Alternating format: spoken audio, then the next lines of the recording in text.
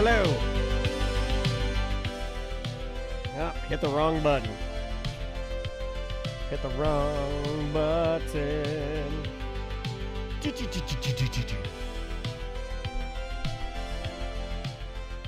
Okay, what do we got here? Robert says, I'm dreading all of the errands I have to do today. Thank you, T&D, for helping me procrastinate. Robert, what do you got to do? Give me the list, buddy. What do you got to do? Shred Bear says, no sorries today. He was a strong Polish man. We took a shot of vodka as we sent him away. Oh, my God. Did you have somebody pass? I should have read earlier. That's the problem with reading the chat rooms. Shred Bear, your grandpa. I'm really sorry, buddy. That sucks. Love to your Polish grandpa. Dzień dobry. Pass away? Yeah. Polish grandpas are pretty cool. I got the pleasure of getting to interact with Maisie's Polish grandfather, her Juju, and he was awesome. And he would tell the same joke at the table every time we'd eat. Every time we Her great-grandfather, right? It was Andrew's grandfather? No, grandfather on her mother's side. Her mom's dad. Yeah. But you said Maisie's grandfather. Oh, did I say Maisie? Sorry, yeah, I'm in Andrea. Oh, okay. I'm in Andrea. Not that it matters. Well, they're the same person. But her Juju. Sorry, yeah, my mom's dad. Andrea's in there too. But he would tell the same thing every meal we ate before we would do some sort of like a blessing or whatever. Yeah. He would say, "It's shake and bake, and I helped." He would say that. Okay, yeah. I like that. And then also, and joke. Andrea's in there. Also, every time I would eat at their house, Andrea's grandma would put her hand on my inner thigh. Andrea Dennis, tell the chat room, she was a spicy, I'll say spicy. She was very spicy until her last dying breath. Spicy. All right, spicy woman. Let's start because I want to talk about something that has never happened to me. I miss your grandparents too. Sorry, I hope I didn't bum you out, but she was awesome. All right, here we go. You start. 3, 2. Welcome back to A Corporate Time. All right, so I'm going to tell you about something that I've been waiting for my whole life. Because I saw it in movies when I grew up, and I thought, I was like, oh, I've seen this a lot, so this must happen a lot. Right? All right, so, and honestly, I hate it when people say that, but I have no idea where you're going. You just said, start the tapes. And I'm like, okay, I love a good start the tapes. So we haven't done a start the tapes since like 2016, 2017. In the movies I watched growing up, it was a fairly... popular thing to happen where you'd be sitting at the table and all of a sudden you'd feel someone's footsie. Yeah, but they'd be rubbing up and then all of a sudden going towards your crotch. It was usually a black It was usually a black stockings on a woman. Yeah. She had slipped her foot out of her shoe and she's now using her stocking foot to gently mush your penis. Yeah. Is that what you mean? Yeah. Yeah, and then I see and then the guy would always go, whoa, yeah, while he's got a mouthful of pot roast. Yeah. And then he's like, looking at his wife or and it's usually somebody in the family, like an older grandma. Yeah, or like a sister-in-law or a family friend or something, a friend of the wife. And I was describing that Andrea's grandma was like, she liked me. I mean, come on, let's not be gross here. But she liked me, dude. Like when I got a hug, I got a long, long hug. When I got a kiss, it was like an open mouth, like we just kissing, man. Like she liked me. So we were down, and she was the sweetest woman. Oh, I miss her so much. Not only has it never happened, I'm starting to believe that it never has happened, and this is not a thing that ever happens. No, it happens. And I'll put it out there right now this that happens. No one has had that done to them at a table with their wife next to them, and I think it my has to be a dad told me this formal... happened to him. I think my dad told me this happened to him. Yeah, well, he got it from the movies. He's a liar. He may be a liar. Most dads are. Most dads are liars. Look, Yeah. I'm not here to defend my lying dad. Most dads, my dad told a lot of lies. And I don't even want to get started on your family, but like collectively, there's a lot of lies in this room. But I think it happened. I think it happened. Like, here's why it's never happened, is because I've been at a lot of dinner tables with drunk people around me that maybe in a lot of podcast cruises or events where in that scenario, I could, in the far-reaching of like possibilities or whatever, there could be a drunk listener that somehow has like fallen in love with me or likes, Well, I mean, Suzette could be doing obsessed it. with you. I sat at the table with Suzette. She never did it with her stocking. She says she's done it to people. She's in the chat room right now, and Suzette. Why do you do it to me? No one's done it to me, and I once. I know you want it. Yeah, not once. I thought you said, and I want it. And I'll sit there stone cold and take it. I won't swat your foot your foot away. Yeah. How hard can they go? I mean, they can push. Whatever you want. I don't care. Yeah. You can do anything to me. You can go full messy kick. No, I don't want a pain. I want a full Lionel. Give me the Lionel messy kick right to the crotch. I don't want anything that's going to hurt me. More of a soft. Footsie. Yeah. No one does footsie. I think you may have stumbled upon the world's horniest Berenstein Bears, right? It's like something that we all remember. We all think it's happened. I'm sitting there telling you my dad said it happened to him. It's never happened. You might be right. Yeah. You really have me questioning it now. Like, is this a... It maybe to the person you're with, and that is something different. I'm talking about like a stranger, someone. Well, the trope. We're talking about a trope. I wish Chris Crespo were here. You're not supposed to do this. Happened in. If Crespo were here, didn't it happen in any of the vacation movies? Did they have the grandma like needling somebody under the table or something? This happened in like a wedding. Was it Wedding Crashers? What about Stifler's mother? Did she ever do it? Something she looks like she'd be mushing somebody under the table. Never happened once. I never heard of someone telling me it's happened. Now, what if you ask? Now, does your wife know you have this fantasy? Because could be you could tee up a role play easy. You could tee up a role play easy. Wife isn't and you know doing what'll this? make it extra naughty? You can do it in front of the boys, and they'll never know. That's what makes it super naughty. Because it's at the table, no one knows. Yeah, it's super naughty. You guys are sitting there eating your Tijuana Flats, and she's mushing it. And the boys are just sitting there eating their Taco Tuesday. And here's the thing. I do it myself, but it's inappropriate, and I'll be arrested. What, do it to yourself? No. Do it to other people. You see what I'm saying? I don't think I'm a predator. It doesn't work that way. I'm a predator. Hold on a second. I cannot do that. You're so dumb. Like if I did that to Andrea, but it doesn't work that way. Predator. It doesn't work that way. What? It doesn't go man to woman. I know. But I'm saying I would do it. But women, I know you would do it, but it would be weird. She'd be like, "Why is your foot in my crotch?"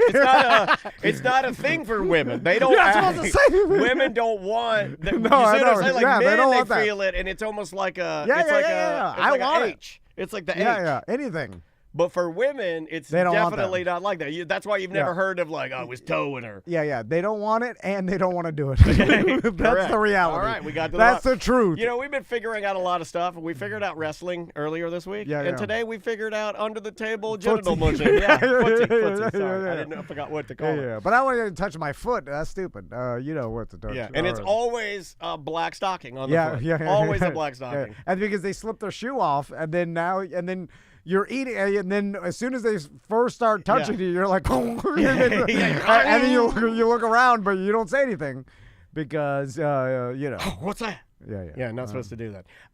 You want to do some voicemails? Yeah. All right, a couple of voicemails. This one, I think you and DeBerry Joe have made up, so here we go.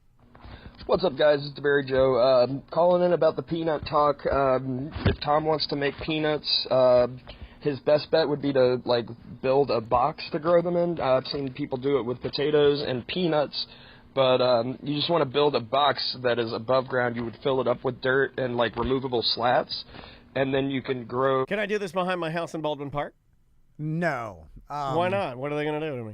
Your wife will call I code enforcement. I can build one or two peanut boxes behind my house in couple of the parking spaces and a couple of the parking spaces. Yeah. No, your wife will call code enforcement. No.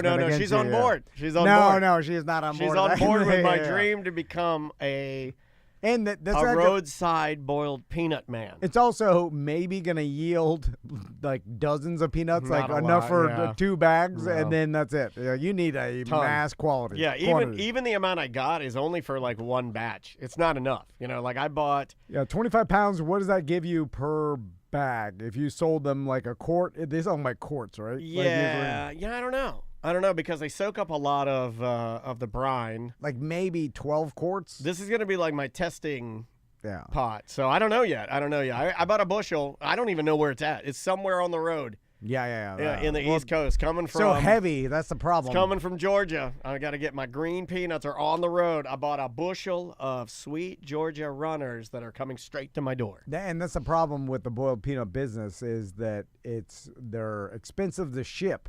So it's one of those things where you have to sell them in person. So that limits the, amount of customers you get because, people can't buy it online because it's so damn expensive to ship. You're paying $40 for a quart of boiled peanuts, Right. If you're paying for the damn shipping. Yeah. I mean, like the guy and also got as far as I know online, you go by, the reason you can sell them roadside is because it's mostly the Florida or Orange County cottage food laws. So as long as you have a name and an address on your label, and then as long as you say that it was cooked in a home kitchen. That's how you need. You don't need to have the government inspect. You don't have to have the anything. government inspect it. But the minute you ship it, that's when your whole world goes upside down. Like Yeah, if you want to no, ship anything, you're like, well, sorry, now you need 100 permits, and we're going to get our money. Oh God! I looked into permits. it. I had Chat GPT break down the amount of permits that you would need to ship boiled peanuts, and then it started typing, and it became so long that I just stopped it. I was like, don't waste the energy. Let's go with this email here. Dan, Tom, what is your go-to quote when you have additional funds? Do you go to a hip-hop lyric like I Make It Rain, Lil Wayne, or more of a movie or TV show quote like I'm rich, bitch, or I stack paper to the ceiling and ride on 24-inch chrome from Boondocks? Do you have anything you say? I was about to yell out, "I'm rich, bitch." I'm a rich, bitch kind of guy. So is Andrea. That's a Dave Chappelle. That's your generation. Yeah. That's right. I was in, first year of college, second year of college. Dave Chappelle blows up. We see that, and then that at the end of his, his production company was like him with the handcuffs on or whatever. Yeah. And then he yells, "I'm rich, bitch!" And then so that sticks into your head more. It does. I mean, that one sketch may have not stuck in my head, but every episode it ended with that. So therefore, I'm a rich bitch forever. It's burned into your brain. Yeah. That's the first thing I yell anytime I get $100 of cash. Yeah, I do like cash. Digital money doesn't feel good at all. No. Like That's my why I wife can't depositing a check, I'm like, nothing. I get nothing except for if someone gives me cash, I scream out, "I'm rich, bitch," in my head. I do think I get something out of depositing our checks here at the studio. Like I do a lot of the banking here. But all I'm doing is I finally got you to step into 2005, and now we take photos of the checks that we receive here, and then they're sent digitally, right? Yeah. But I'm telling you something that's weird that you don't get, that I do get, that I want you to try one day and tell me if you feel validated by it. When you take the pictures of the check, if you take them correctly, it'll give you a haptic, like a good haptic at the end when it takes the check. Oh, really? And it's satisfying. It's like zzz, zzz, zzz, and I'm like, oh yeah, there it is, baby. It signifies the delivery of funds. Yeah. Okay, I like that. It's good. Yeah. It's good. I like so that. I can see why. That's why I understand why so many young people and adults are addicted to video games or Roblox. I get it. I'm one of those guys. Like I like digital coins. Like you give me the reward, I'm that guy. Yeah. 100% Well, that's that real guy. coins. Yeah, real coins is better. All right. Let's try this one right here from our very good buddy Owen from the Oh No Radio Show. Hey guys, it's Owen. Haven't talked to you in a while, but I was just listening to one of your previous shows, and you had Jay Pinkman on talking about wrestling. Well, I love Jay and I love wrestling, but one of the things I thought was interesting is that you guys brought up the character of Glacier. He was the Sub-Zero character that basically WCW ripped off and made a wrestling character out of. One funny thing about him is I travel for work, and I seem to bump into him every single airport that I'm in. I'm not even kidding. I bumped into him 4 times. What's interesting about that as well is that on the Ono Wrestling podcast years ago, we interviewed him at one of those Comic-Con. It was called StarCast in Las Vegas. And so we interviewed him. And one of the things I asked him was, what's your favorite, or do you have a pet, and what's your favorite pet? And number 2, what is your favorite beer? I know, real insightful questions. At the end of the day, every time I've seen him at an airport, he's drinking a Coors or a Coors Light, And that was his answer. So yeah, he's a fat dad traveling around, still wrestling. I think he trains people from time to time, but still doing the circuit and drinking, Coors Lights in all the airports. Dream come true of mine would be to travel the world drinking Coors Lights as a fat dad, teaching people to wrestle as Sub-Zero from Mortal Kombat. My dad, it's funny that Owen brings up something that I think was like a big, it probably, I don't know if it is anymore because I don't know if they travel private and I don't know how wrestlers travel now. Yeah. But when my dad used to travel a lot for the company he worked for, he too would have certain wrestlers that he would see all of the time. And the ones that he would see all of the time were two of my favorite wrestlers, Hawk and Animal, the Road Warriors. My dad had bumped into the Road Warriors multiple times and said hi to them. In fact, at one point I had an autograph from the Road Warriors. I don't know whatever became of it, but probably when I got out of wrestling somewhere it went. But that used to be a thing. Like when you were traveling sort of the same, he would go to Inglewood Cliffs in New Jersey. That's where Princess Hall Publishing Company was based out of. So when he'd have to go there, whatever route he was going, he would run into the same wrestlers. He met Ric Flair, he met Dusty Rhodes, Jake the Snake, you're flying the same airline. I'm sure they have some deal with one particular airline so your likelihood. One of the weird things that he would meet a lot of, and they just happened to be on the particular route that he would go, is he would meet a lot of football players, but they were always Dallas Cowboys.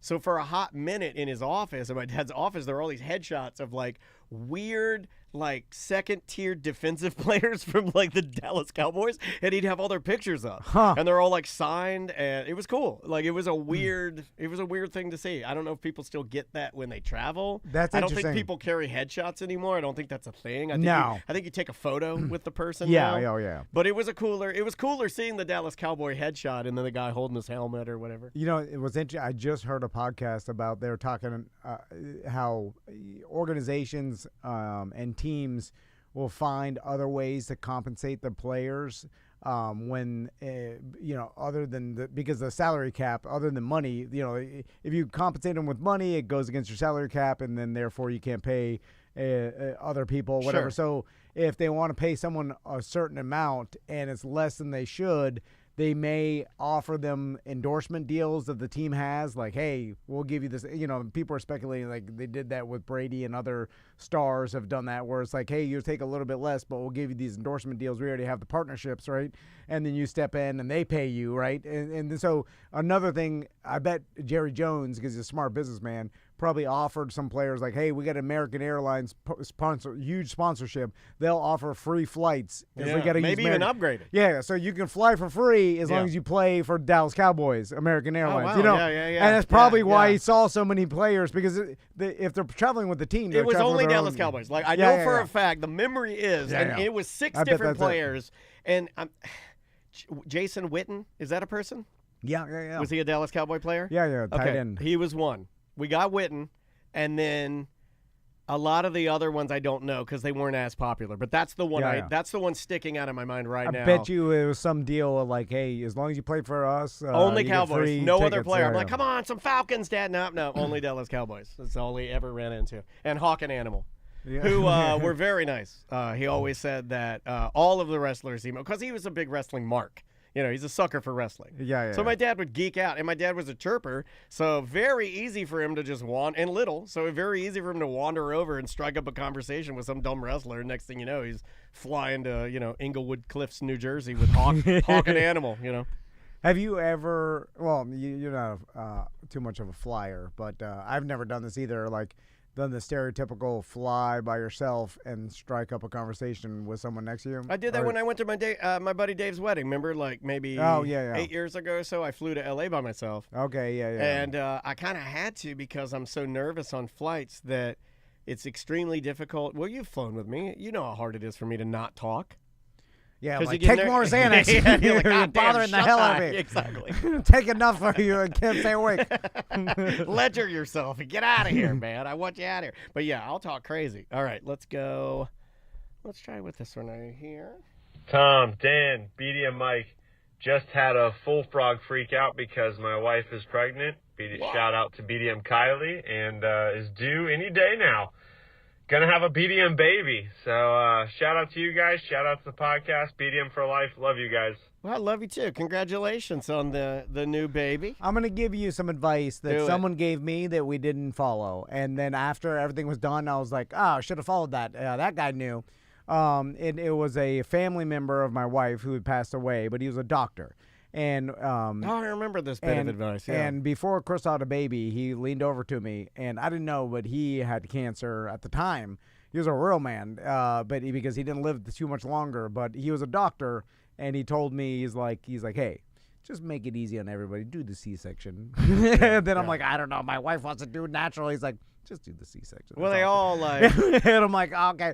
And most wives, I will say. Well, at Yeah. least ours. I can only comment on ours. They had really high aspirations for all the things they wanted to do. There's a laundry list of things. Yeah. Don't even get me started on cloth diapers, son. So then a lot of people are like, oh, no, that's stupid advice because now you're doing surgery, you're cutting your abdominal muscles and just having that. Yeah, but I've seen the other side of it, and it's violent having a natural way. But you haven't seen the other side of it. No, I didn't look at it. I have seen the other side But then of I it. saw I'll forever be a changed man. the repercussions I hear from other moms. I'm not, blowing up my wife's spot or anything. From other moms, phrasing. where she, you have problems running now because you just. My wife pees her pants Yeah, every time she sneezes. My wife's like, I pee my pants. And then their excuse is, what do you want? I have a bowling ball came out, and then it's ruined my body. If you had a C-section, every time you sneeze, you wouldn't pee the movie theater. It was like the surgery, like football players have surgery, they go bounce back. Also, my wife would laugh at me if every time I sneezed, I peed.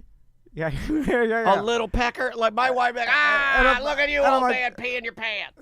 This doctor was right. He knew. He's seen it all. He knew that just do the C-section's easier on your body. Do all women, after they have one baby, they sneeze, they pee their pants? I don't know. No, I don't or think is it all just of the them. weak ones? No, like my wife. No, my wife too. I think. No, I didn't mean your wife. I only speak for my wife. But it's a common. Other friends' your wife wives, is your they're possession. all like, your wife's your possession, not my possession. Then she sends me reels that are all the jokes about, and they're like weak pelvic floors and stuff, and then so I'm like, well. Could a C-section have solved all this problem? Yeah. Like, I don't see any reels about, I got the C-section. If you rent a dance floor and nobody dances on it, that's a brand new floor. That's what I'm saying. Are we talking floors? We talking floors. We talking No floors. scuffs. Yeah, no scuffs on this floor. We can save a riddles fee. We did a lot of bad here. Yeah. I think people enjoyed us explaining a female's body. I would. Okay. It wouldn't make me mad at all. We'll see you tomorrow. Jesus Christ. All right. We got a little bit of waiting. time. Yeah. A little bit of time for Vince. Cool. I'll save that. He just taking it. Is that Friday? 1? Yeah. Is he only doing a 20? No, full 40. Okay.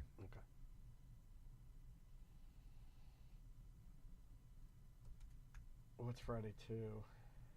No, I'm sorry. That's not Friday 1. That's Monday 4. That's Monday 4. This Monday, I don't know the date. That's the 11th. I think we already have something.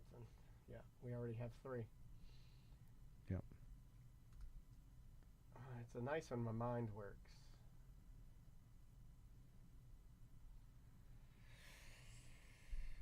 Is Twisted Metal the show good, Shred Bear? I've only heard good things about it. I've heard it's really good. I heard it's also a little corny, but in a good way. But I haven't. You know what? I don't let reviews and or trailers ruin stuff now. I just go and watch it. I don't do that with games either. Everybody Avowed, that video game Avowed. Everybody's like, "Oh, that game sucks." That game was awesome. It was a great game. Me and Maisie got really into it. It's like a little heavy and a little spooky, where you have this like weird spirit, this childlike spirit that you're trying to help. But I enjoyed it. I thought it was great.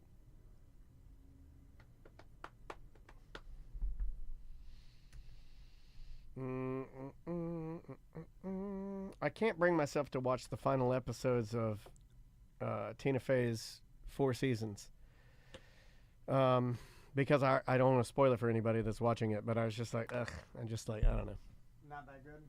No, it's good. It's just like I didn't like the direction they took in the story, and it's making it hard for me to watch it. I'm kind of I'm a hard critic like Crystal is with stuff.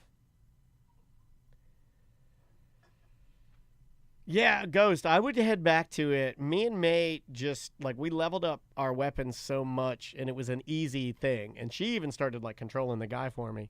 And we would just go around, and then we just dominated the game. It was really fun, though. We had a good time, especially on, like, the final levels, because there were some puzzles that she was helping me figure out. What else am I playing right now? I'm playing Donkey Kong Bonanza, but I don't have really much time to play, and I'm playing College Football 26, but again, I haven't had much time to play. Great. So glad to hear that. I didn't like the Theo Von Hank Hill interview. It was cool looking, but I wish they had chosen somebody other than Theo, but whatever. He's probably the least troublesome of any of that section of comedy. Good to hear. That makes me happy. Well, if you've watched it all, then I'm going to watch King of the Hill tonight then. That's what I'll do. We can you wanna- ask Vince if Oh, he okay. can do it now. Cool. Let's do it. Let's do it.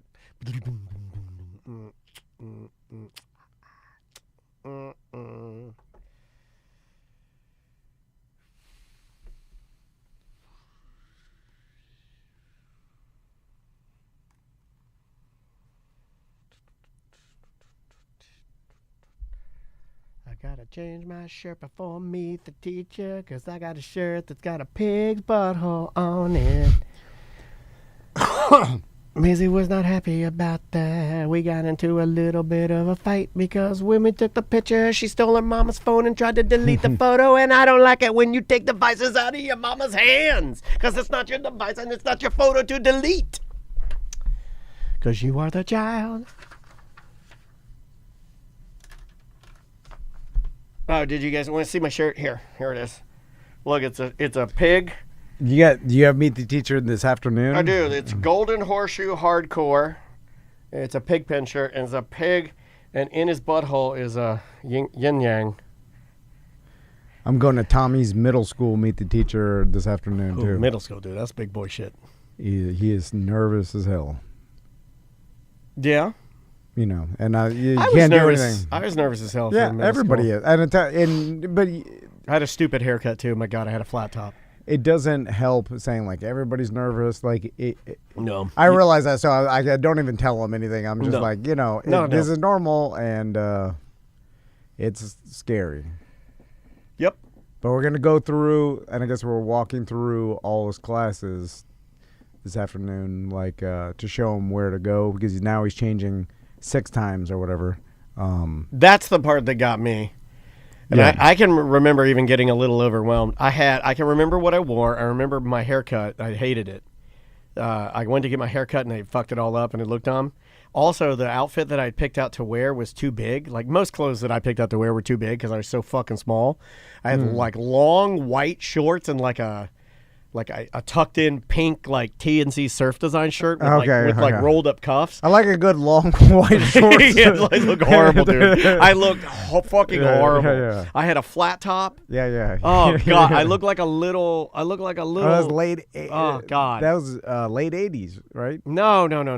Like early '90s, which is very close to late '80s. Oh, I guess yeah. Because didn't you graduate? 94. 94, but the middle school would have Yeah, been late '80s. Middle right? school would have been like 80. 6th grade? 88. Yeah.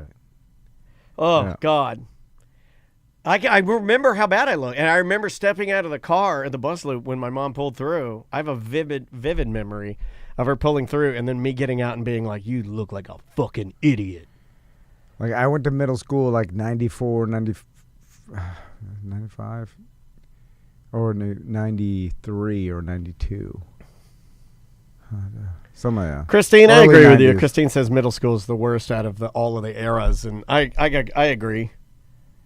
But it's probably one of the more important ones because you got to learn how to like do all the shit. Yeah. My middle school was the toughest by far. I got into more fights. The kids are rougher. So Matez Hoskins broke my arm. I think Crystal's doing Max's elementary school, like head of the parent committee or whatever. She's a chairperson of the parent committee, which is a little different than the PTA, I think, or something. Anyway, she's busy doing that. They got her doing a lot of stuff. I was thinking about signing up for tonight for Tommy's middle school PTA or volunteer, because I realize a lot of the stuff that they do is stuff I normally do for this company. Yeah, do it. Like sourcing things, getting things, getting sponsorships, getting. I've done that before when they shit need printed. I know all this. Well, Maisie's school, they needed hey, we need their music class. They were like, we don't have any musical instruments for this thing. I was like, I'll bring a drum set and 15 guitars. Yeah. Here we go. A lot of it is like knowing someone that has something that they need, and I'm like, well, I know everyone in this goddamn town. Hand them your phone. Yeah. What do you need? What do you need? I'm your You guy. need a mascot uniform made? What do you need? Some sex toys? What Yeah, do you need? yeah. Like, I'm Tom Van, motherfucker. I think I could get anything done. I agree. Between the two of us, we're very capable. Know someone. Here's the thing. Between listeners and personal relationships and sponsors and Here's shit. the thing I guarantee. We're capable, maybe not to our families or wives, but we're capable. I'll leave it at that. Yeah. Like very capable. No matter what, someone's like, "Hey, do you think we can get a dump truck of dirt?" It's easy. Yeah, come on. Give me something hard. Like give me something hard. Like you. Okay. Hold on. Let's go to the chat room. Maybe give us chat something. Room, throw something out, think... and I'll tell you how I can get it. Seriously, I'll go through.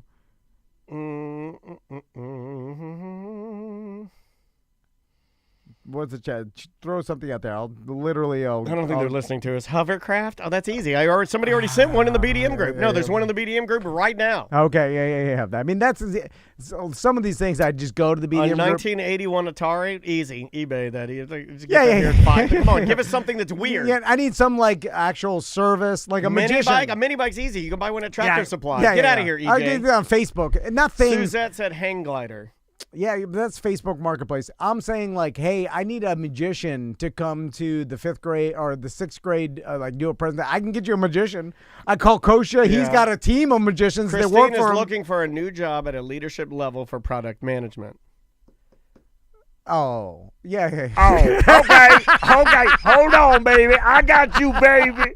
Yeah. Man, Christine, that's way too above my pay grade. I'm talking about what a middle school would need. Yeah. We're talking about a middle schooler's teacher and middle school principal's needs. Like, what do they need? They need an inflatable finish line for something. Yeah. What do you need? You need some airbrush T-shirts from Airbrush Pete. Yeah. Printing shirts. I mean, skins. What do you need? Yeah. What do you need? Some coffee, Otis Coffee, courtesy of Jeff's Bagel Run. Crystal said, like, I need the things that stick in the ground, like yard signs printed. Things that stick in the ground. Tiki torches? I have tiki torches. And some polos. We need some tiki torches. We need some boogaloo shirts. She's like yard signs printed and some T-shirts printed and some others. I'm like, that's all I do. I hate it. But now that I'm useful to you and my son, it makes me like it because I'm like, I can get all this shit done. I do ging this. We're cracking up. The only thing I can't do is talk, which is weird. It is weird. I say that every night. I get home and Andrew's like, how was your day? And I go, he can't talk. It's weird. Yeah, it's weird that this all happened. It's weird. And she goes, well, has he been trying to talk? I go, yeah, he tries. He tries his hardest. He's trying to do it. Yeah. His eyes are red. I've been doing dabs. We can talk about that while we're waiting for. Should we talk about that tomorrow? About my. But we're also I've been doing dabs. Oh my god, it's way better. But that's the heroin. There's nowhere to go from there, right? The only way to get off that is I go hide in the my pocket bathroom. Yeah, the little pocket that you say makes me rich is I have a bathroom that I can pull a door where I can shit. Yeah. So the toilet is a different room than in your bathroom. So I have to load I have a little knife. I have a hot knife that you plug in. Okay.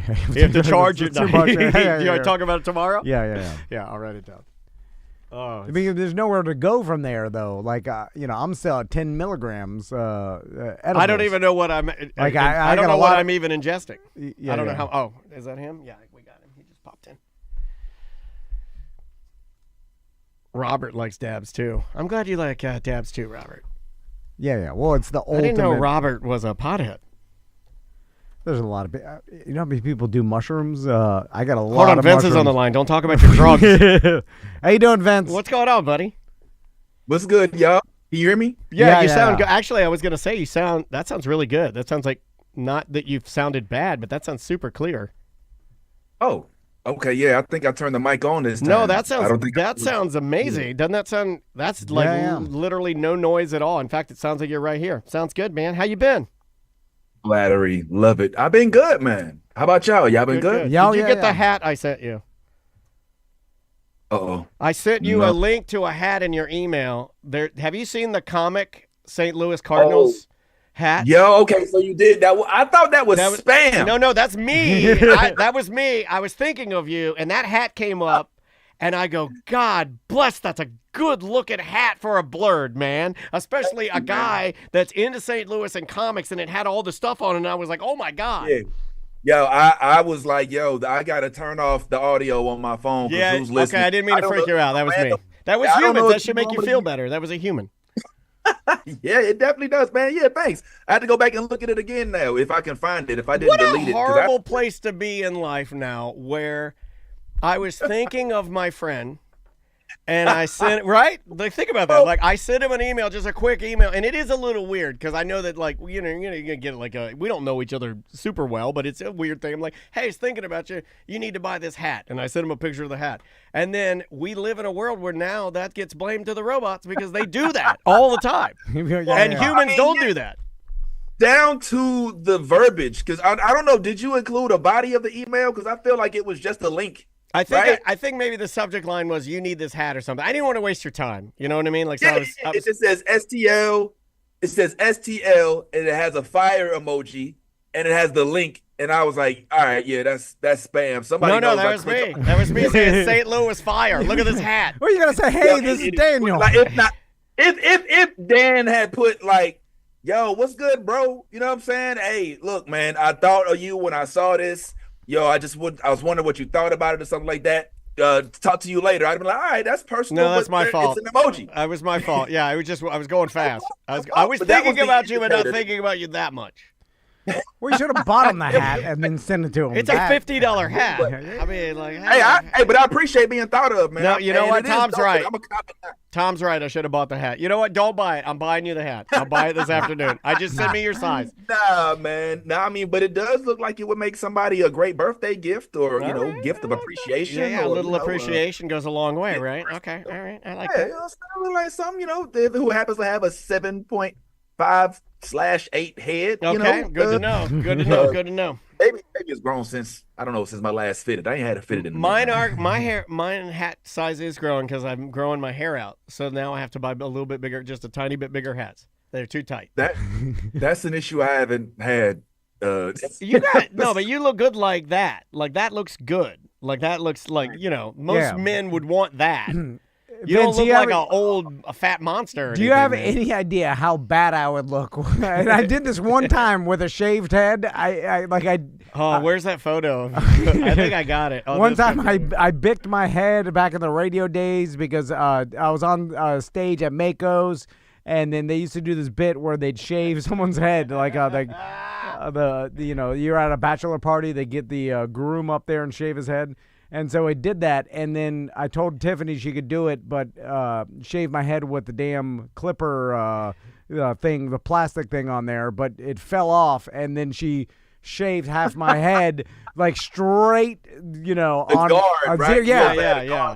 And then I just like, oh, well, shave the rest now, and then... Oh, I got it. Look, okay, I don't know if I can. I can't put it up because it's. Please revisit that because that's a bonding moment. You know what? Sick. Here's what's bad about being a white guy: when you when you bick your head, you immediately look like a Nazi. And it's like you immediately look racist. You do look racist. Wow. I don't know if that's. Some folks would say possibly maybe a cancer patient. You know what I'm saying? Sympathetically. before they go directly to skinhead. No, You know, but that's what I'm Could be saying. both. What if you're a cancer patient skinhead? No, if you're white, you immediately, if someone with a shaved head, you're like, oh, this guy's racist. Hold on, I'm gonna put this. I'm gonna put this picture up for you. Okay, all right, here we go. I'm Hold going on. to show you. I'm Vince. working really hard to do this for Let's Vince. just- I'm please. using multiple computers. I'm dialing in. I'm doing the So downloads. So at what moment did you know, Tommy, because I wasn't there for this, that it was not with the guard? Was it immediately? Was it like, or was it like you had to see it first? No, she immediately like from my forehead 3/4 back, and she was like, "Oh, I mean, everybody's drunk." And then I'm like, "What happened?" And then we realized like, "Oh, there's no saving this. You got to shave the whole thing." Wow. And yeah, see how bad that is. Oh, I got a Planet Fitness shirt on from the radio station. Yeah, he's definitely Look at that guy. That's the murderer. scholarship. You know who that guy? That's the murderer right there. Look at that. Like that's the guy you're. You know who that looks like? Troy Victorino. You look like the Xbox murderer from Deltona. Yeah. A monster. You look You look like a horrible. monster. Wow, Yeah, dang! yeah. You look a little more like a DC villain. He's up for he's up for parole. Or not up for parole. They want to resentence him. But man, that guy made me move out of Deltona. That's the reason I moved. It's the extra white head that is so bad. It is a lot more head than I expected. I ain't gonna lie. There was a lot of head there. All I right, get it, but do you want to start? Yeah. All right, here. Okay, Let's not waste Vince's time. Sorry, Vince. With, showing, hey, look how dumb I look as a Nazi. Hey, look at me, I'm a Nazi, Vince. Okay, here we go. 3. I thought we was on. Yeah, no, here we go. In 3, 2. Welcome to Corporate Time with Tom and Dan. I'm Tom. I am Dan. We're live on Twitch and YouTube. Come hang out. Just search for @Tom and Dan Live wherever you watch your podcasts, and I know a lot of you do. On Zoom with us right now from the New Blurred Order podcast, comedian Vince Taylor. How you doing, Vince? Hey, what's going on, Tom? What's going on, guys? Very What's good to happening, see man? you. How been? We have Good. been. I've been in North Georgia, doing doing hillbilly things. I've been Going back to Stone Mountain. Yeah. Where it all started. I'm boiling peanuts now. I bought myself a boiled peanut cooker. I am. I'm starting a boiled peanut business, and I bought myself. Dude, you should sell them at the beer fest. Like you should get it down enough. You know what? That's a good idea. And then just get someone else to run it, or you get behind there. Like you'll make some money. I would do it for free. No, For BDMs. I'm BDMs gonna are free. slap your No, face. BDMs are free. No, okay. BDMs are free. They They got to show their app. But anyway, so I'm starting you like boiled peanuts at all?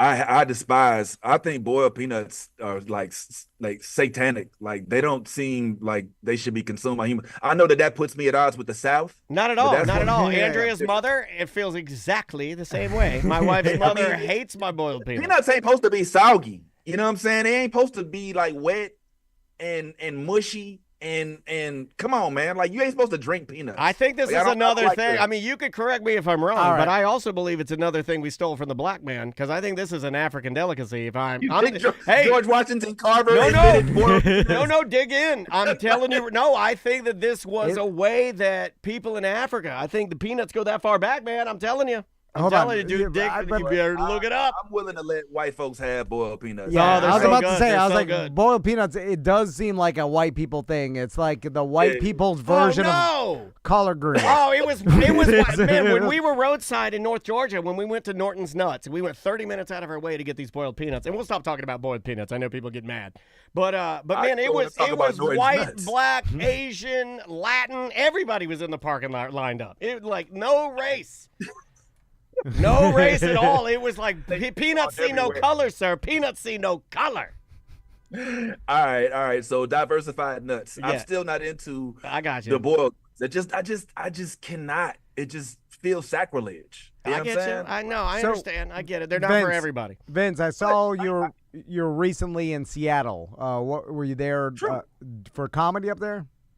Yeah, there was some comedy, but honestly, I took the wife with me as well. That was the main course of the because I don't always get to do that. You know what I mean? Yeah. So it was her birthday weekend as well. So the little couple of comedy joints, as cool as they are, they're redundant. So I don't even post. Like I did get to frolic amongst the people of Seattle and kind of learn more about what Seattle culture is. And yeah, I wasn't expecting it to be. Like you see on the news, like places like Portland, how they go, real wild politically. Like I can see now, like they go hard for folks that are not there. There's not a lot of black folks there, but they feel like they got to represent for the ones that ain't. And sometimes I feel like it'd be nice if there were more there to tell them, like, it's all right, calm down. Oh, really? What were yeah. they doing? Like, or they're just like. I mean, because there's like protests. We ran into like some protests, like that were, kind of like, I don't know if they were Black Lives Matter or past, I don't know, whatever, but they were like very lily white folks, 100%, and they're like, "Hey, we're doing this for you. Hey, come over." You're like, "I don't want to." You're like, "Hey, we got one. Hey, come get over over here. Get over here. Get over here." I just thought that was fascinating. It was one of those cities where we start to, like, when me and the wife, we start playing Where's Waldo with black folks. You know what I'm saying? Like, hey, hey, you know what I'm saying? And I think by the time we left, we were up to about 12, 14. Very, very, very nice folks. Very beautiful city. There's this mountain. I don't know if y'all are aware of this. Yeah. Mountain. Oh, yeah. It's scary as hell. It's the scariest mountain I've ever seen in my life. It comes out of the woods like a giant troll. And they have trolls that they built all around Seattle too that are like tourist attractions. But I can't remember the name of this mountain, but it's like real, man, somebody Google it real quick. It's the biggest mountain in Seattle. You can see it from Canada. It's nuts. It came out of the woods and it looked, do y'all see Never Ending Story? Do you remember that big rock monster? Yeah. Like it looks like that. You know what I'm saying? But you see it from like far away. So it literally looks like what it would look like to see Godzilla. It's just extremely, it's intimidating. I've never been so intimidated. Mount Rainier. Rock. It was Mount Rainier. Mount Rainier. Yeah. Bro, I'm talking about, like, just imagine you're driving down I-4 and because it's cloudy in Seattle all the time. So you drive down I-4 every day, no big deal. And then one day it's a clear day and you look up and there's a big ass transformer in the sky. Like, that's what it feels like because it's cloudy all the time. On one of our last days, the clouds cleared up and now there's this big freaking Godzilla King Kong mountain that's so far away, but you can see the little details. So from so far away, that's how you know how big it is, just like you're looking at the moon. And so it was real creepy. I mean, at least I'm pretty sure that's what happened. That's awesome. I've seen Mount Rainier from Seattle before, and it's cool being in a city as big as Seattle and then having a giant mountain so close to it because you're like, whoa. Because you're like, if you've been to Philadelphia or New York or whatever it is, it's flat for the most part, and like it's all buildings, and all then, city. And then being in like a giant city like Seattle, and then like you're like, also the ocean's on one side of you, and then there's a giant mountain, and so it's pretty unique in that way. It's a lot of texture there. You could live in the city life, and then right outside, all of a sudden you're in really beautiful country, mountains. The opposite way, you're now in the ocean. So it's like Seattle's pretty now. Like you said, though, most of the year it's rainy, cloudy, and like when you see the mountain, people are saying, like, tell you how special. Like, oh, we never see this thing. It's like usually it's gray, rainy. Yeah. Yeah, it's you could definitely see why Edward and Jacob stayed up there for so long in the Twilight series. But for me, what I was fascinated with was this market. Have y'all seen these public supermarket joints? Like there's this market where they get fish. Oh yeah, we've been there. We went there. It's like a big deal. Can you help me understand? I think maybe was it Sleepless in Seattle, or there was a movie that made this real popular. But they get these fish, and all the people crowd around, and they announce it. Hey, bass going to Boston, and then they throw it across the room, and everybody cheers for it. And I don't understand it. So, do y'all have any idea what I'm talking about? It's like, another, we were there. I caught a fish. Yeah, he caught a fish, and we have it on video. We went there. Yeah. We were working for Orlando City at the time, and we did some work in Seattle, and we went to the market, and he caught a fish, and then we rode the big Ferris wheel. Yeah. We also, it's right when Uber rolled out, and we got into an Uber, and I don't know if you remember this, but the Uber driver got on, he went down a construction exit, and then we got on a bridge that wasn't completed yet, and we're driving up a non-completed bridge, and we're like, yo, dude, you got to turn around. Like, you're going to kill us and drive us off a bridge. It was wild. But Seattle's fun, man. Seattle's a great, really, really cool city. Tell me about the fish. How you caught the fish? Like, Yeah, What? yeah, because it's all a tourist. Like it started with. It's like Carlos and Charlie's of Seattle. You know, it's like you go there and you catch the fish and you get a picture with the fish man. Yeah. What's the big deal? Help me understand. Like, why is that a tourist attraction? Why is that fascinating? Well, I think like, in order to it's another white people thing. Yeah. It's like boiled peanuts. White people love fish. They love throwing fish. They love they like yelling fishermen. fish, like fishing. Go to Publix and watch them sit there and unload the fish that they got from whatever that day. Is that just? I mean, is it because it's fresh? Well, no, I think when they're selling that, fish? when they're selling it at the market in order to speed it up, I think that like the guy will say like, hey, we got a tuna here. The guy yells to get a tuna. He takes the tuna. He throws it up to the guy. He grabs it, marks it down, wraps it up, and gives it to the customer and gets him on his way. And I think that's how it became like a thing. Yeah, and the fishmonger does that. And then just like a lot of things in life, like real world problem solving, which was, hey, the easiest way to get this fish from one place to another is to throw it. Yeah. And then it just became a tourist thing, like, oh, you got to go to the fish market and watch them throw a fish. Now they just turned it into a moneymaker where there's a bunch of white people and then a lot of Asian tourists. Yeah. And they watch them throw the fish, take a picture. I'll give you and another then one. you have to tip them. You have to tip them. I'll give you You're another like, here's one. $1. There's a restaurant in the Carolinas that I don't know if it's a chain. I think it used to be a chain, but it was called Cock of the Walk. And it was like their thing was that whenever you wanted more cornbread at your table, the guy, your server would literally stand at the kitchen and throw the cornbread to your table and you'd catch it. Yeah, and it would go boom, and it would land on you, and you'd put it on the table. I did it as a kid, and it was like a thing, and they're just tossing cornbread in there all day, and it was like there's no cornbread. There's no logical reason to do it. There's no reason why Cock of the Walk was throwing cornbread other than it was a gimmick, and you tip your server. Same thing. Yeah. It's probably going back to Peanuts, how restaurants started realizing like you go to Roadhouse, you throw your peanuts onto the floor. Yeah. It's just like a tradition of some dumb thing. It probably started with something like, everybody likes just throwing their peanuts on the floor. Let's just make that the gimmick. And then it turns into a dumb thing. Yeah. Where people are like, let's take a selfie with the peanuts. It's just weird. I just don't imagine that, because it's a fish spot, they like to see the fish. They're not going to do it at a chicken spot. You're not going to see this at a beef spot. It's exclusive to fish, I'm assuming. Yeah, well, fish Right? are less gross when they're pre-butchered. Okay, a fish nude is less gross than a chicken nude. Yeah. Because a chicken, you have to pull off its tell. feathers out. Like a fish, you kind of keep the scales on everything. It just still looks like a fish. It looks like a cartoon fish. And people don't associate it with like a dead animal. Right. As like you throw a dead chicken, people are like, oh, my like God. dead fish, people are more okay with. Yeah, they are. So you could throw around, like you try to do this as a baby, like a I think baby for this? cow, and like, here's some veal, and you're whipping a baby cow, and people are like, oh. I would catch a baby cow, though, if you threw it at me. Because I don't want to get injured by it. Also, you know what? crazy. You know who I thank for this, Vince? Indian people. Because a lot of Indian food, you'll cook the fish with the head on it. You just cook the whole fish. Why waste all that delicious cheek meat? All the good eyeballs and stuff. So I feel like and Caribbean folks too, you're right. Like, so they have cooked whole ocean like creatures their entire lives, so it's not gross.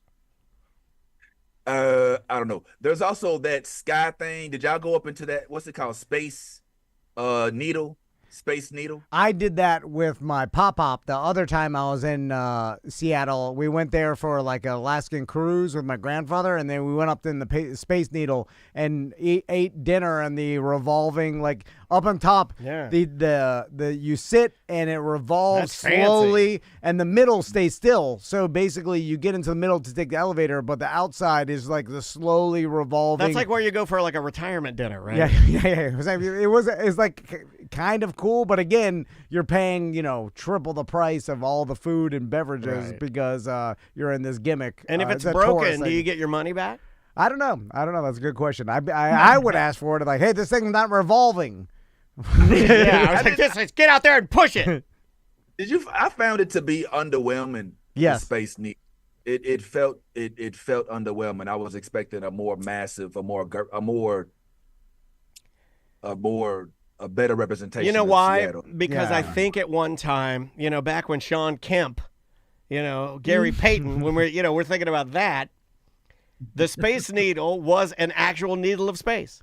But now the buildings are so tall and technology is so great that that is a dump. It's It is a dump. underwhelming. Yeah, it is it's a nothing Right, now. We have so It's many nothings. Like even the damn Kia Center here. You know, like we have an amazing venue here in town, and it's what 10 years old, and that thing's it's a dump. It's a dump. Technology. No, it's yeah, fine. everything's a dump. I'll say this and I'll get up off of Seattle real quick. It's such a nice city during the day, and folks are really delightful, and it's got a good seafood selection, obviously, because they got the fresh markets and all that. Real hilly, you know. It's a contrast if you're a Central Florida person. Like hilly, it's like steep hills. But the night was a little scary. I'll tell you a little quick story. I went down to a 7-Eleven to purchase cigar products. Mind your business. Never mind what that's all about. And while I was going down there, I couldn't help but notice that the same people that were out at night were not the same people that were out during the day. It's almost like there's a 9 o'clock curfew for the scary folks that come out.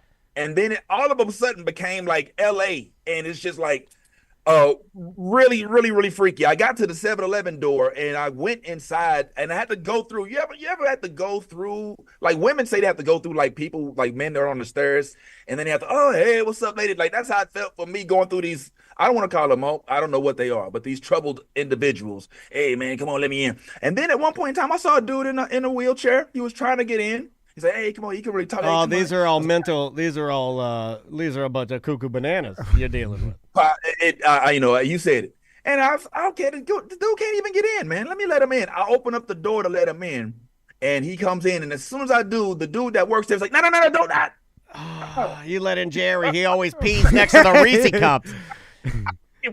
Yeah, Jerry's gonna wheel his ass over to the corner and where you fill out your lotto, and he's gonna pee a big puddle on the ground. Great job, Vince. It's big city homeless. Yeah. Like I dealt with it in New York City recently back in April, and like I love a good big city homeless because they all have characters. It's authentic. It's like being in the old West. It's like a real cowboy. They're famous around town. Like everybody knows them. The big city homeless. Like there's two twins in Daytona that are topless. I think they're homeless too, but they're like just topless homeless. Yeah. And okay, I ain't met them yet. That probably you would have will. been a little You'll more. meet them. They're coming for you. All right, cool. But yeah, that was cool. It was a fun trip, fella. It was a fun trip. Good, man. I'm glad it was successful. So, Vince, I want to talk about two nerd topics that I saw. The Real Vince Taylor is Vince's Instagram page. And, of course, New Blurred Order is his podcast. And I saw you talk about two different things, one of them being the live-action Zelda movie that's coming out. So tell us about it, Vince.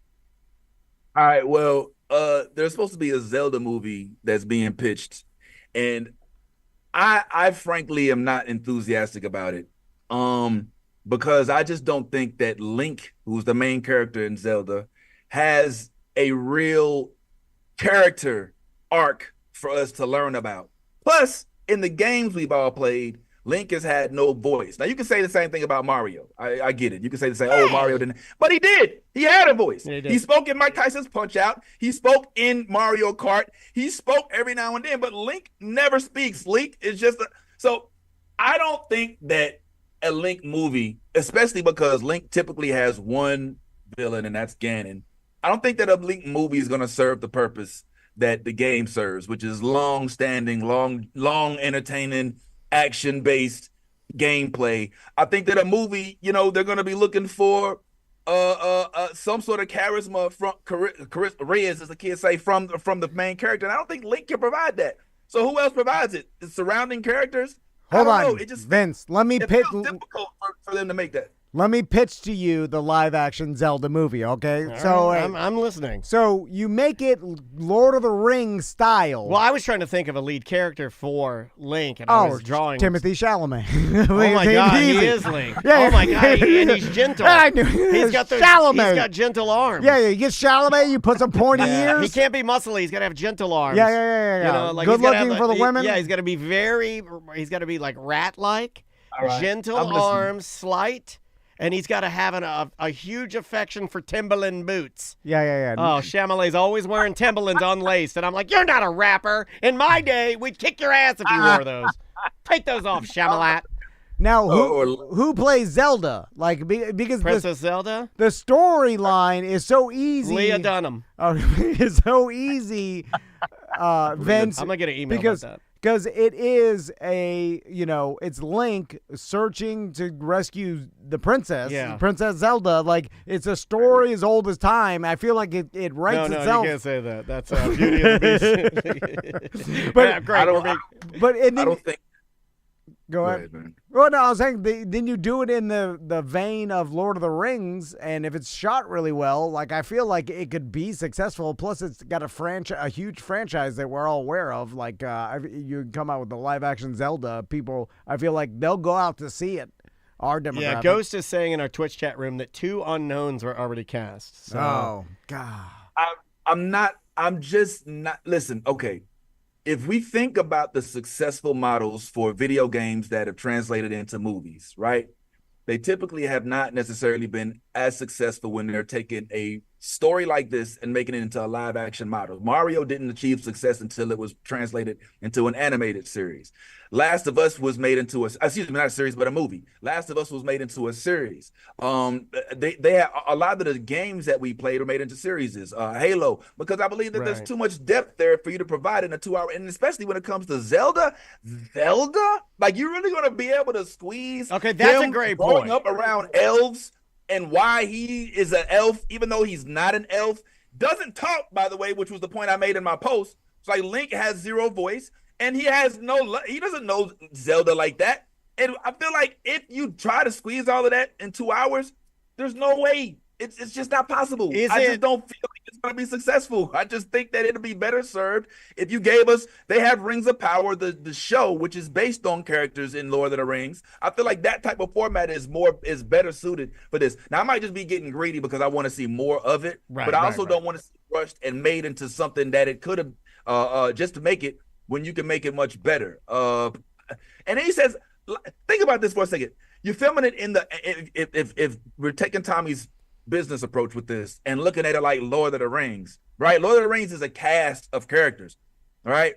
Like, what cast of characters? We already learned that this is unknown, right? What characters are we having around Link that make it palatable? Link does not ride with a he's squad. a loner. Yeah, he rolls alone. He rides with his horse, Epona, right? Yeah. He rides with fairies, right?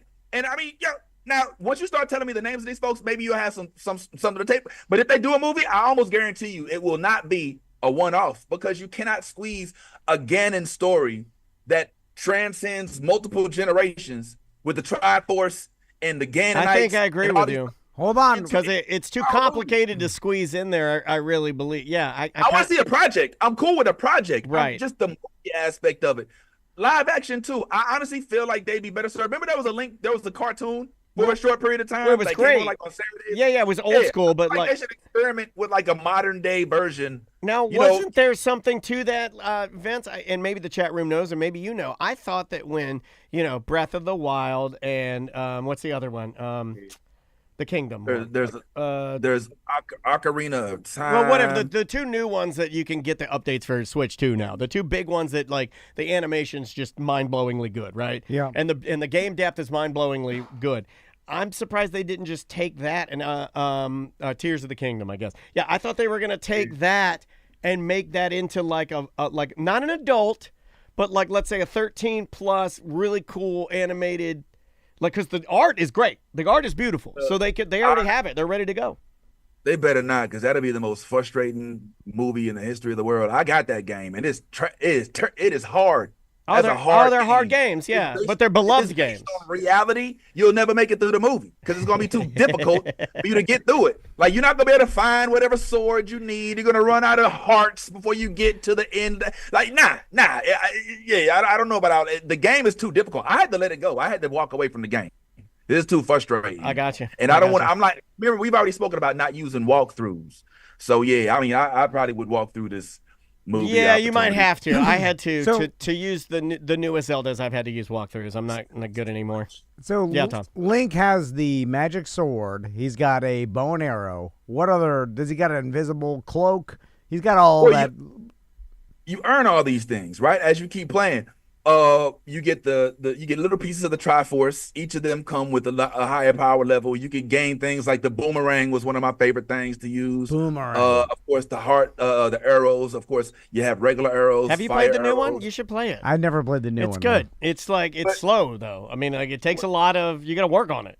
What I really hope that they do include in the live action is his raging gambling habit, because if you remember the game, he used to lose all of these rubies to this little thing in the cave. Remember, he'd be like, "Hey, you want to put down 30 of these rubies?" Yeah, okay, all right. That's why I learned how to gamble. I was going to say it's coming out of my mouth. I was like, of course I want to put them down. As you were saying that, Tom's eyes started flickering like he was having a core memory unlocked, and he's like, "Holy F! I think that's where my father." Wasn't your dad's favorite video game Zelda? Yeah. And you'd play it. You deleted his I'm game. like, there's one a time. cave. There's a gambling There's a gambling like, cave. Get in there. You want to risk your rubies? Of course I do.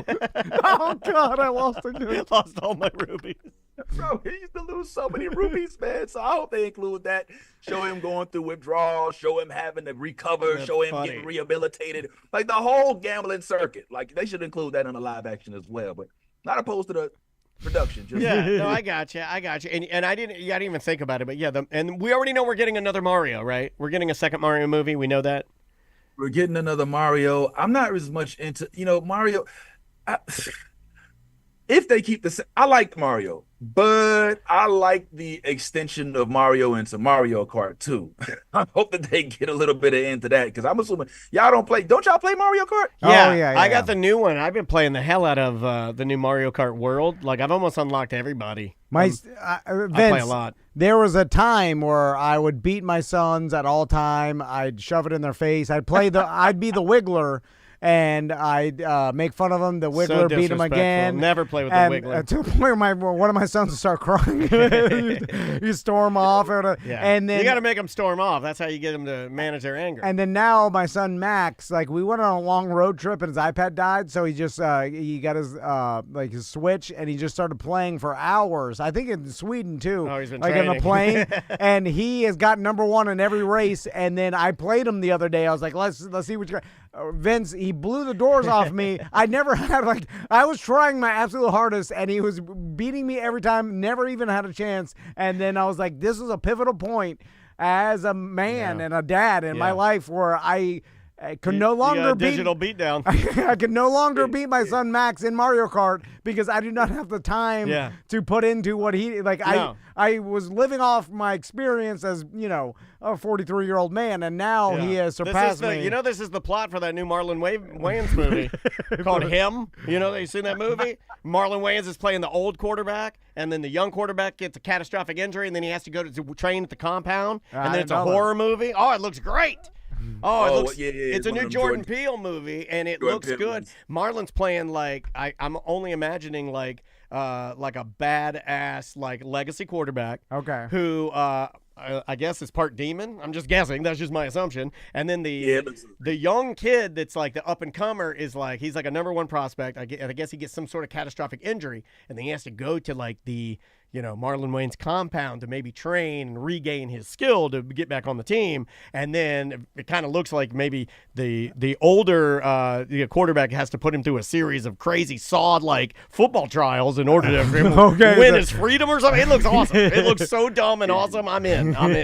And Marlon's a good friend of the show and very kind. Yeah. And last time he was in here, he was talking about like doing this. He couldn't say a lot but he did say to us off That'll the be air a big deal for him that he was working with Jordan Peele, and he said don't say anything about it. And now we can say it, and I'm excited to see the movie.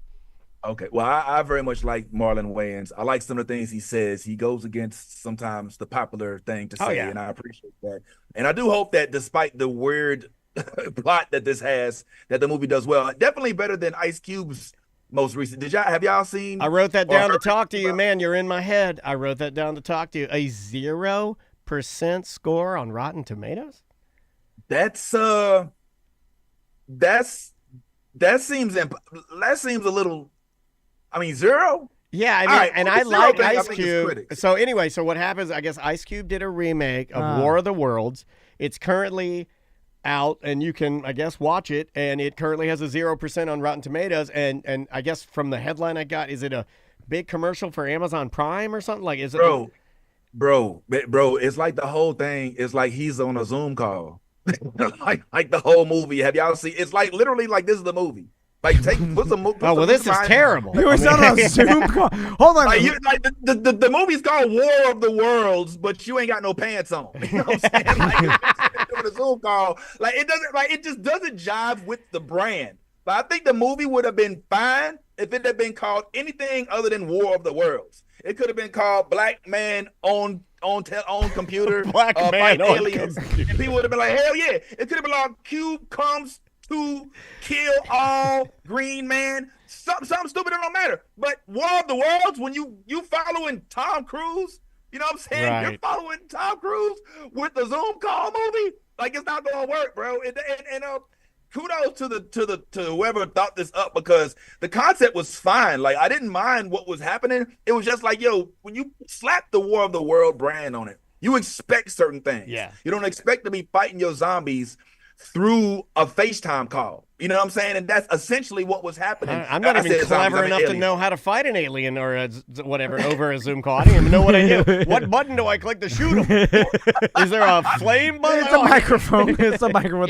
The one button no one can find. But and I love Ice Cube. When I first heard do the too. concept of this, Tom and Dan, I was like, yo, give me the blackest of the black man fighting aliens. And that's a movie that's going to sell out on any day in the neighborhoods that I've come from. Especially when Cube gets real.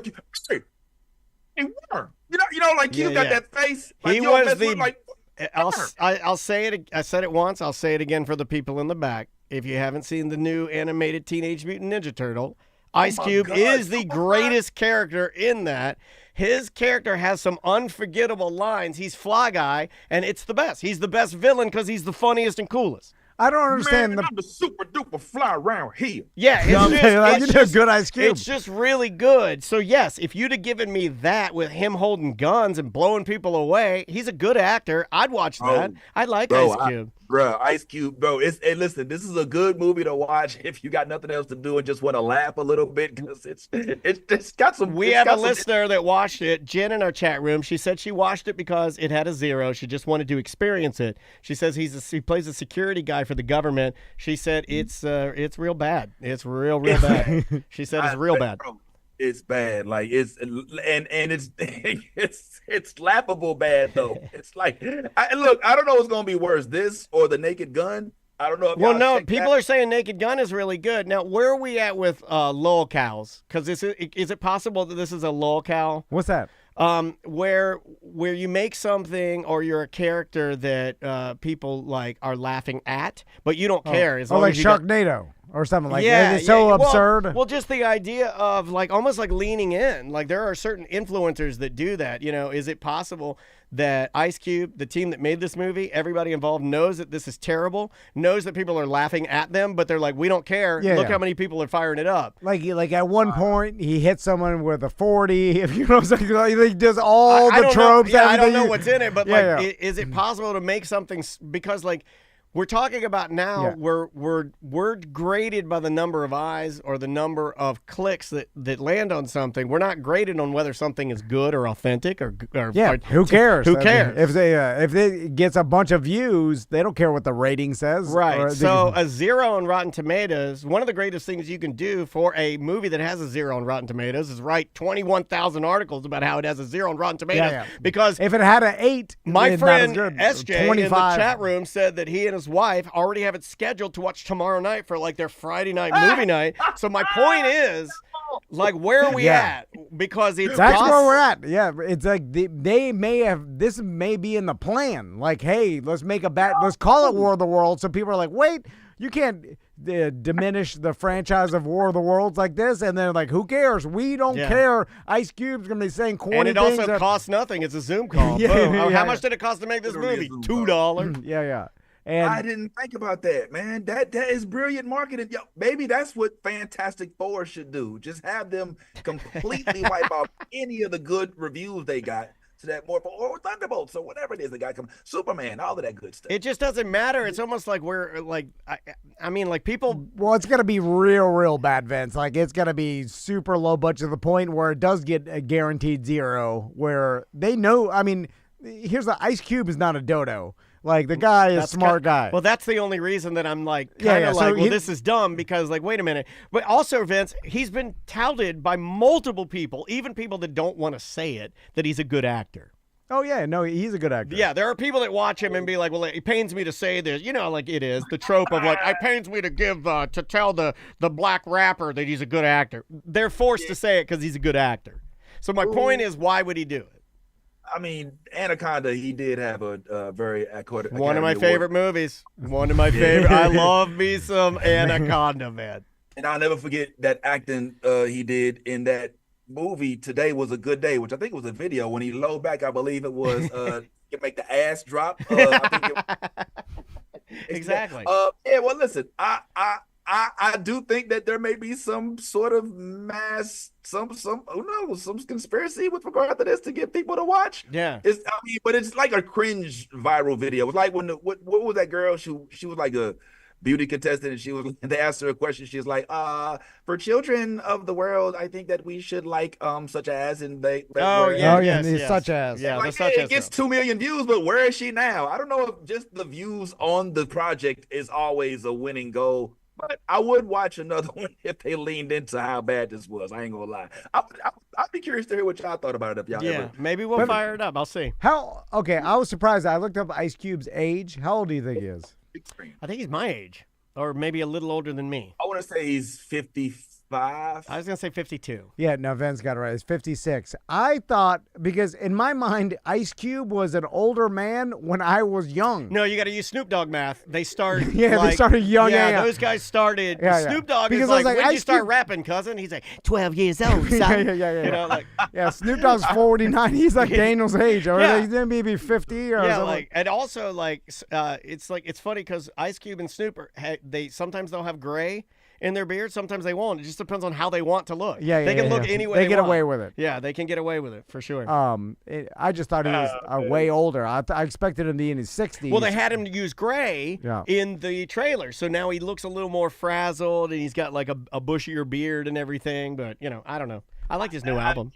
I don't know, but I would love to see more of Ice Cube in much of anything. I'm surprised he hasn't popped up in a Marvel project or like a DC project. Like, why can't Cube be Punisher or something like that? Dude, Like, Cube as Punisher would be really good. That'd be. Yeah. I would watch the hell out of that. you watch that? All this talk about Blade, not getting made, man. Yeah. Let's make Cube into. Could you imagine a Cube? Man, where them zombies at, man? Yeah, Where they at, I man? mean, like that edge. You're onto something. That edge would. Vampires at, man? And then you put that like weird Training Day like edge on it and suspense. Oh my God, that'd be a hell of a movie, dude. Hey, man, I'm coming out there right now. I see any of these vampires out there. What? That's a I great smoke a cue. little piece of joint with you, Smokey. Like, I want to see more of that, please. Yeah, that would be man. great. Vince, speaking of theoretical movies, I saw another post of yours where you were talking about a good premise for a Kill Bill 3. Do you want to tell us about that? Well, I mean, y'all, I'm assuming, have seen Kill Bill. Oh yeah, Yeah. yeah. Very. Wiggle your big toe. In fact, Wiggle your big toe. one of the only movies that I owned every version. Like I would buy. Yeah, I'd buy yeah. like Blu-ray. That's like that's weird. I'm not a movie guy. Yeah, I mean, it's a very unique movie. How many movies do we have where the antagonist gets shot in the beginning while she's pregnant and then stays alive long enough to take out everybody that was even in the vicinity while it happened to her? This is a ingenious, and I mean, I've always kind of had a love-hate relationship with Quentin Tarantino flicks because I feel like he throws the N-word in for no reason. It's like, dude, you're not Spike Lee. Like, calm down. But Yeah, at the Tom end of the likes day- to do that when we're playing Monopoly. He'll just throw it in there. Only when I go to jail. And then it's more Yeah. of a Hulk Hogan. Yeah, he'll yell at me. Yeah, where- he's like, I'm going to jail, brother. That's his racist soul. No, I'm just playing. Make sure to put your flag half mast. Sure, right.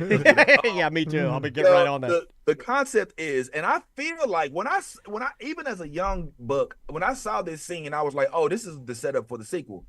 When the black mamba, I believe she was called, when she went into the kitchen to kill, I believe it was a yellow mamba, or whatever she Vivica was, Fox, Vivica Fox's character. Yeah, yeah. And they were going, and she's like, yo, hold on, man. Like, my kid about to, you know what I'm saying, be home. She's like, man, ain't nobody trying to wait for you. Like, yo, you got to kill me and my kid. My kid dead. All right. She's like, all right, blah, blah, blah. And so they fought it out, and she dies. And eventually you see her basically standing up after killing her, and her daughter, the girl who she just killed, her daughter is standing right there, and she sees her mother's killer standing over her, and she looks back to her and says, yo, I understand, this is bad, and if you feel any way about it, when you grow up, I'll be waiting for you. You know what I'm saying? And then she walks out. Chick just got off of the bus. You know what I'm saying? She came home to get some snacks, Capri Sun, whatever. Yeah. She don't know what to do now. Sunny D. And then she goes about the rest of the movie. All right, that scene ends, and then she continues to go find Bill and this, that, the third. But that girl is still sitting there looking at her dead mom in the kitchen after she leaves. She still got to go to school tomorrow. She still got to eat that night. And does she grow up with resentment? Does she remember that face? Does she black out? What happens? Does she say, okay, I'm going to use this to fuel my anger for the next 10 years and then go on the same type of journey that baby girl did? No, you switch it up. You make it a little old boy. You make her go and you make her train with the woman, what's her name? Uma Thurman. And I like to call her Kill Bill. That's how dumb I am. I'm like, the okay. girl Kill so Bill. Let the girl train with Kill Bill. And then, her name's like Kill Bill. She's trying to kill a guy named Bill. And then once Kill Bill has given her all of her knowledge, then the girl turns on her and kills her, and then they have one big battle to the end. Because then she reveals to her while they're training at the very end that I knew the whole time you were training me that you were the person I had to kill, and I used you over years to teach me what you knew, so we would have one epic battle at the end. Now, Vince, there you go. Let me write this down so I can sell it to somebody and not give you no credit for it. Yeah, well, that's Vince, what's gonna happen. It is perfect timing-wise. You could have an older Uma Thurman, which Kill Bill 2. I don't know when. She is older now. Yeah, she wouldn't have to do anything. Yeah, she wouldn't have to do anything. She is older, she looks great. Time-wise, that girl, let's say, was 11. You put 10 years, and then now she's 21. She's perfect fighting age, and then that girl, if she trained and she killed the old Japanese guy with the long beard, so she'd have to train somewhere else. But it does lend itself to a good revenge movie. Although Quentin Tarantino is not going to do that. He already basically told us he's doing one more movie and then he's out. Yeah. But I wonder if someone else could pull it off. I feel like some other director could do it. I feel like there's almost no way of pulling that movie off without Quentin Tarantino's blessing. You know what I'm saying? Like, it would have to be Quentin Tarantino is a part of it. Like, I just don't see it possible. It just feels like it would be a cash grab if they did it any other way. Now, and I also think that Quentin Tarantino, being as outspoken as he is, would speak up about it, and he wouldn't let the movie just go out and just be successful without his blessing. So I would hope that he reconsiders. Does Tarantino have kids? He does, right? I don't know. If he does, they're hideously ugly. Can I say that? That's rude, right? I shouldn't say that. Well, yeah. If they look like him, it's bad. I don't. He looks like Nosferatu to me. Oh, wow. Hey, did you know? Here's a fun fact. We can end on this because I know we're going to run out of time. At my daughter's favorite barbecue restaurant in right outside of Ellijay, Georgia, is where the Hateful Eight, where everyone would eat. Every night. So we sat in this booth that Kirk, what's the guy's name? Kurt Russell. Kurt Russell. We ate in the booth, and there's a picture of Kurt Russell eating barbecue, and Maisie's like, "Who's that?" And the whole restaurant is where all the guys from the Hateful Eight would go to eat. They filmed it in Georgia. Yeah, they filmed it in the. I could have sworn it was like in North Dakota. It was snowy and stuff, wasn't it? Like it was, but I think the beauty of movies is you can trick people into thinking where you're at, Vince. Because the inside probably was in Georgia. Joke. I'm messing around. But the outside could have been Georgia because Vince is right. The outside was a blizzard, it seemed like a Montana. Yeah, I'm sure that you pick up those shots other places. You establish where you're at, and then the cabins are all in some cabin in Georgia. Can I throw something at you real quick while we're talking about movies? Yeah. Just real quick on the way out. I was wondering if y'all think that this is a decent concept for a movie. This is out of a book that I picked up at the comic book shop. It's called Jesus Hates Zombies. Have y'all heard of this book? No. No. Are you familiar? Are you the concept of zombies? I thought Jesus was a zombie. Well, to my point, listen to the preface. First words of the book. Jesus was the first zombie. Now, biblically correct, I'm going to argue against that as a preacher's son. I would say that it was Lazarus, but not to be completely I like that. I like that. Get him. At least the first famous one, the way I see it, Jesus Christ pulled a few nifty tricks in his time, turned water into booze and walked across the sea for starters, but saved the very best for last. He died, then came back. That makes him a zombie, right?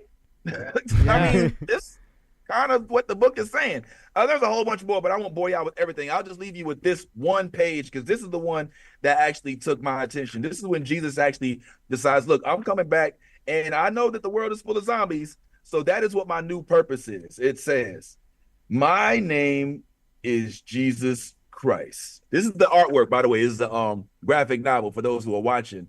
I know that everybody can't, but if you go watch the link, which you should, on Tom and Dan's website, you'll see it. And it says, my name is Jesus Christ. Yes, that Jesus Christ. Go ahead. Get your damn chuckle in. I'll wait. You done? Good. The first time I came down here, it was to save your souls. This time I'm here to save your arses. No more mamby-pamby preaching about love and The touchy-feely days are gone. Zombies have taken over the world, and I'm here to take it back. I'd read that. I will read that. I'll read that. That's got an Abraham's Vampire Slayer vibe to it. Oh, Abraham Lincoln's in it. Lincoln is in it too, and he fights zombies and werewolves, and he's got a werewolf compadre. It's a whole. Oh, I like all that. Abraham Lincoln. Yeah, I like that. Lincoln loved Jesus. Oh, he's a big Jesus guy. Yeah. Jesus didn't know Lincoln, but Lincoln was a huge Jesus guy. I mean, he still has the nails in his hands, and then he's just hitting him on the head and killing him. That's good. Except he'd have to. Bat made out of his crust. Except he'd have to do it backwards, Tom. Oh yeah. He'd be like, he'd have to. He'd be like palm slapping everyone, which is cooler. It's almost like a gorilla. All right, we got to get out of here. Hey, thanks. We love talking to you, buddy. Plug everything that you do and where people can find you, Vince. Hey, listen, therealvincetaylor.com or thenewbloodorder.com/live if you ever want to check out any of our content. Certainly appreciate always being on here with Tom and Dan. But that's it, man. That's it. We appreciate you, man. All right. Well, thank you, Vince. Take care of yourself, and we'll see you soon, man. See you. All right, man. That is Vince Taylor. All right. We will see you on Monday.